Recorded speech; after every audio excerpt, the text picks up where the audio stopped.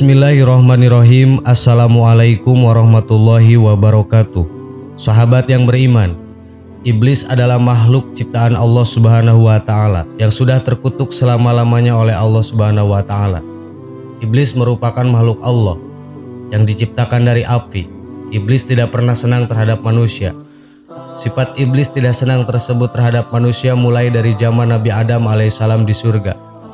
Saat itu Allah Subhanahu wa taala memerintahkan malaikat dan iblis untuk bersujud kepada Nabi Adam sebagai penghormatan, bukan sebagai penyembahan. Para malaikat menjalankan perintah Allah tersebut kecuali iblis laknatullah. Mulai saat itulah iblis sudah menanam kebencian terhadap Nabi Adam alaihissalam dan keturunannya sampai hari kiamat. Iblis maupun setan selalu merusak nilai ibadah manusia. Di saat iblis maupun setan berhasil menjerumuskan manusia ke dalam kemaksiatan, mereka akan riang gembira akan keberhasilan tersebut. Namun apabila bujuk rayu mereka tidak berhasil, mereka akan tetap terus berusaha untuk menyesatkan manusia. Di samping iblis bisa bergembira, mereka juga bisa menangis sebagaimana manusia menangis disebabkan beberapa hal. Dalam kitab Al-Jami' li Ahkam karya Imam Al-Qurtubi dijelaskan bahwa ada 3 hal yang bisa menyebabkan iblis menangis dengan sekeras-kerasnya. Pertama, ketika diturunkannya surat Al-Fatihah. Surat Al-Fatihah adalah surat yang paling afdol di dalam Al-Quran. Jadi dimanapun dan kapanpun surat Al-Fatihah dibaca, iblis laknatullah akan menjerit dan menangis. Kedua, kelahiran Nabi Muhammad SAW. Nabi Muhammad SAW adalah makhluk yang paling mulia sejagat raya. Karena berkat bimbingan beliau, orang yang sudah memiliki dosa setumpuk gunung bisa terhapus dosanya hanya dengan mengucapkan syahadat saja. Sebagai contoh saja, pada zaman Rasulullah SAW ada orang tua renta kisaran berumuran 100 tahun lebih mengadu kepada Rasul. Rasulullah, apakah agamamu bisa menghapuskan dosa-dosa yang telah aku perbuat? Yang mana dosaku setumpuk gunung, berzina, mabuk, berjudi dan sebagainya. Dan kalaupun dikumpulkan akan melebihi dosa orang yang paling banyak dosanya di muka bumi ini, kata orang tua itu. Bisa, jawab Rasulullah. Lalu apa yang harus aku lakukan? Tanya orang itu. Kemudian Rasulullah SAW bersabda, ucapkanlah syahadat. Kemudian orang tua itu pergi menuju rumahnya. Selang 3 hari kemudian terdengar kabar kalau orang tua itu meninggal dunia dan Rasul pun bersabda, orang tersebut termasuk golongan orang yang masuk surga. Ketiga, ucapan salam.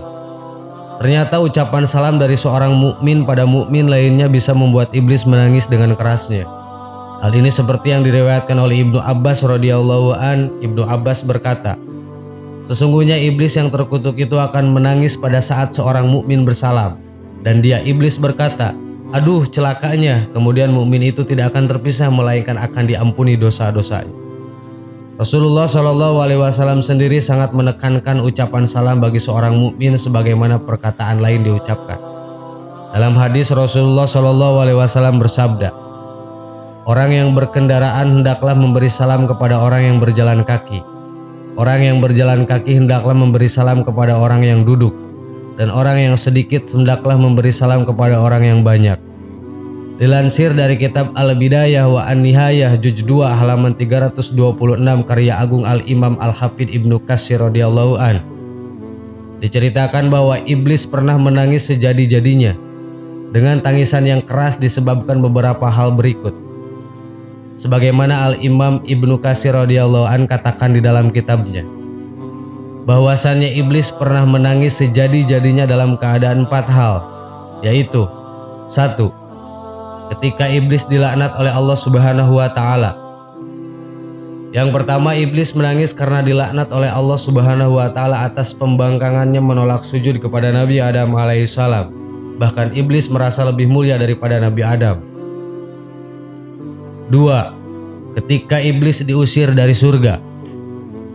Tidak sampai hanya di situ, iblis pun diusir oleh Allah Subhanahu wa taala dari surga karena Allah tidak ridho dan senang. Bahkan Allah Subhanahu wa taala haramkan surga dihuni oleh makhluk yang memiliki sifat ujub, yaitu bangga akan dirinya sendiri, sehingga melahirkan sifat takabur, yaitu memamerkan kemuliaan di atas makhluk yang lain.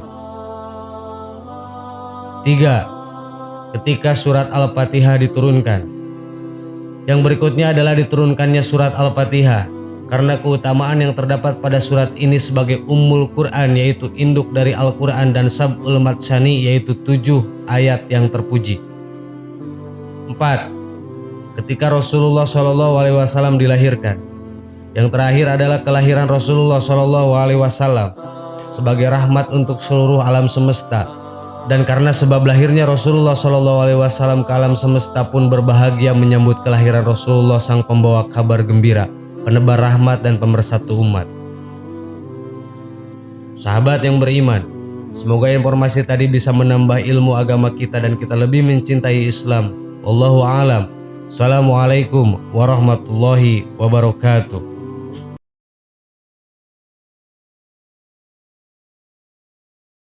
Bismillahirrahmanirrahim. Assalamualaikum warahmatullahi wabarakatuh. Sahabat yang beriman, Al-Adlu adalah sifat Allah yang artinya Maha Adil. Keadilan Allah Subhanahu wa Ta'ala bersifat mutlak dan sempurna, tidak dipengaruhi oleh apapun dan oleh siapapun. Segala yang Allah ciptakan mempunyai kelebihan dan kekurangan. Itu semua sudah diperhitungkan oleh Allah dengan matang. Semua yang Allah ciptakan sesuai dengan kodrat dan jenis makhluk tersebut, baik manusia, hewan, malaikat, tumbuhan, dan jin sekalipun mempunyai kelebihan dan kekurangan. Setan dan sebagian jin yang ingkar kepada Allah Subhanahu wa Ta'ala menjadi makhluk yang menyesatkan. Tipu daya mereka akan terus dilakukan dengan tujuan menjerumuskan manusia ke lembah kemaksiatan. Makhluk ini digambarkan memiliki kekuatan yang besar untuk menumbangkan keimanan seseorang. Dikisahkan bahwa setiap hari mereka mengirim pasukan untuk menggoda manusia agar berbuat kejahatan. Meski terlihat begitu kuat, namun hakikatnya setan dan tipu dayanya bersifat lemah. Hal ini disebutkan dalam Al-Quran dan hadis-hadis yang diriwayatkan Nabi Muhammad SAW. Dengan mengetahui kelemahan ini, manusia diharapkan bisa menjauhkan dari godaan setan dan jin. Berikut 6 hal yang dapat melemahkan setan dan jin. 1. Orang-orang soleh. Kelemahan pertama setan adalah orang-orang soleh yang beriman kepada Allah. Hal ini dijelaskan dalam Al-Quran ketika setan berdialog dengan Allah Subhanahu wa Ta'ala, yang artinya, Iblis berkata, "Ya Tuhanku, oleh sebab Engkau telah memutuskan bahwa aku sesat, pasti aku akan menjadikan mereka memandang baik perbuatan maksiat di muka bumi ini. Dan pasti aku akan menyesatkan mereka semuanya, kecuali hamba-hamba Engkau yang mukhlis di antara mereka." Quran Surat Al-Hijr ayat 39-40. Ahli tafsir mengatakan bahwa ayat tersebut menerangkan setan itu dapat menguasai manusia karena dosa-dosa yang dilakukan. Namun ketika manusia melakukan hal-hal yang baik dan beramal soleh, maka mereka akan takut dan dengan sendirinya meninggalkan manusia. 2. Ketangguhan iman Umar bin Khattab. Setan dan jin juga sangat takut dengan salah satu khulafaur rasyidin, yaitu Umar bin Khattab. Dalam sebuah riwayat dijelaskan bahwa jika setan atau jin berjalan dan harus berpas-pasan dengan Umar, maka mereka memilih untuk memilih jalan lain. Mereka tidak berani jika harus berhadapan muka dengan Umar bin Khattab. Hal ini disebabkan karena Umar betul-betul memegang ajaran agamanya dengan benar, serta menancapkan keimanannya dengan tangguh. Hal ini membuat setan ketakutan dan membuat mereka lari. Dalam sebuah hadis, Rasulullah SAW bersabda kepada Umar, "Sesungguhnya setan sangat takut olehmu, wahai Umar." Hadis riwayat Tirmidzi. Ternyata tidak hanya kepada Umar saja. Golongan ini juga takut dengan orang-orang yang beriman yang betul-betul menjaga keimanannya. Dalam Al-Bidayah wan Inayah, Ibnu Katsir pernah mengutip sebuah hadis berikut ini. Sesungguhnya orang mukmin akan dapat mengalahkan setannya, sebagaimana salah seorang dari kalian yang dapat mengendalikan untanya ketika bepergian. Hadis riwayat Ahmad. Bahkan jin kafir yang menyertai manusia bisa masuk Islam jika manusia yang diikutinya memperteguh keimanannya. Hal ini sebagaimana disebutkan dalam sebuah hadis riwayat Imam Muslim berikut ini yang artinya, Rasulullah SAW bersabda, tidak ada seorang pun kecuali ia disertai oleh seorang korin penyerta dari jin dan seorang korin penyerta dari malaikat. Para sahabat bertanya, apakah termasuk Anda juga wahai Rasulullah? Rasulullah menjawab, iya termasuk saya. Hanya saja Allah menolong saya sehingga jin itu masuk Islam.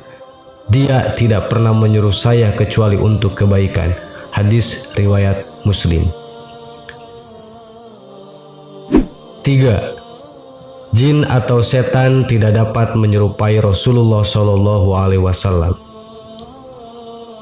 Kelemahan setan dan jin lainnya adalah tidak dapat menyerupai rupa Rasulullah SAW.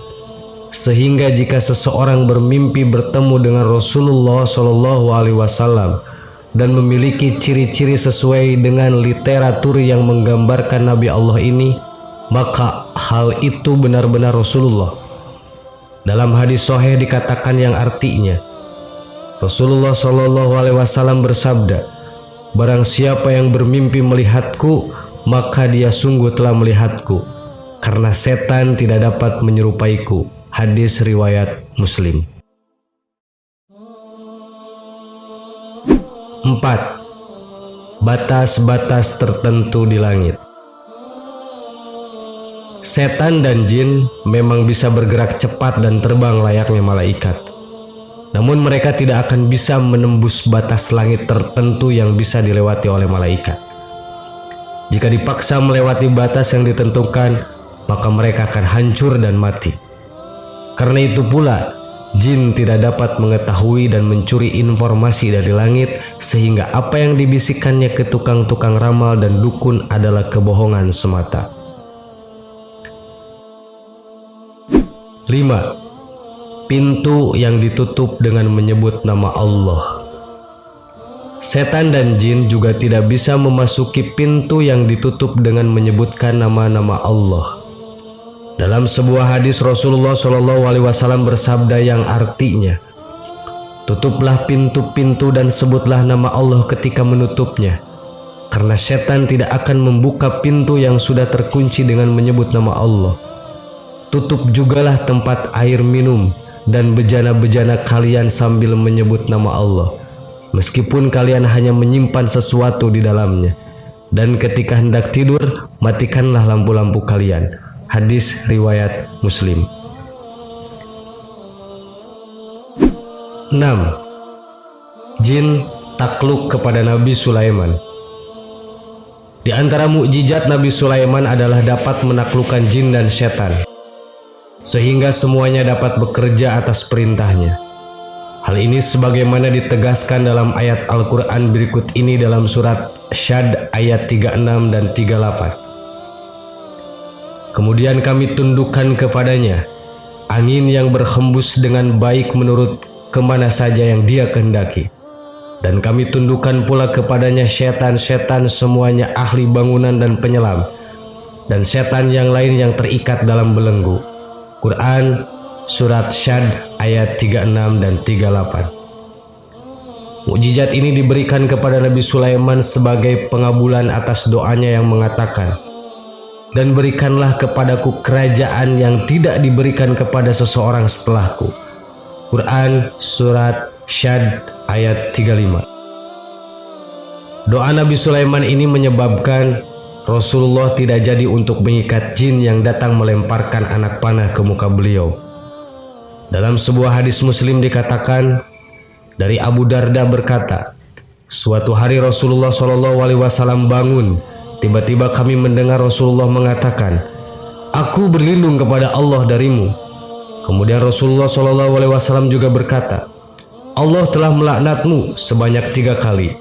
Rasulullah lalu menghamparkan tangannya seolah-olah beliau sedang menerima sesuatu.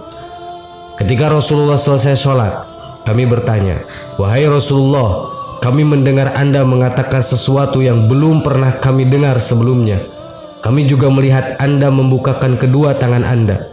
Rasulullah menjawab, "Barusan iblis, musuh Allah, datang membawa anak panah api untuk ditancapkan di muka saya. Lalu saya berkata, 'Aku berlindung kepada Allah darimu' sebanyak 3 kali. Kemudian saya juga berkata, 'Allah telah melaknatmu dengan laknat yang sempurna' sebanyak 3 kali. Kemudian saya bermaksud untuk mengambilnya. Seandainya saya tidak ingat doa saudara kami Nabi Sulaiman, tentu saya akan mengikatnya sehingga menjadi mainan anak-anak penduduk Madinah." Hadis riwayat Muslim. Sahabat yang beriman, demikianlah 6 hal yang membuat setan dan jin lemah. Semoga Allah melindungi kita semua dari godaan setan-setan yang terkutuk. Amin. Wallahu a'lam. Wassalamualaikum warahmatullahi wabarakatuh.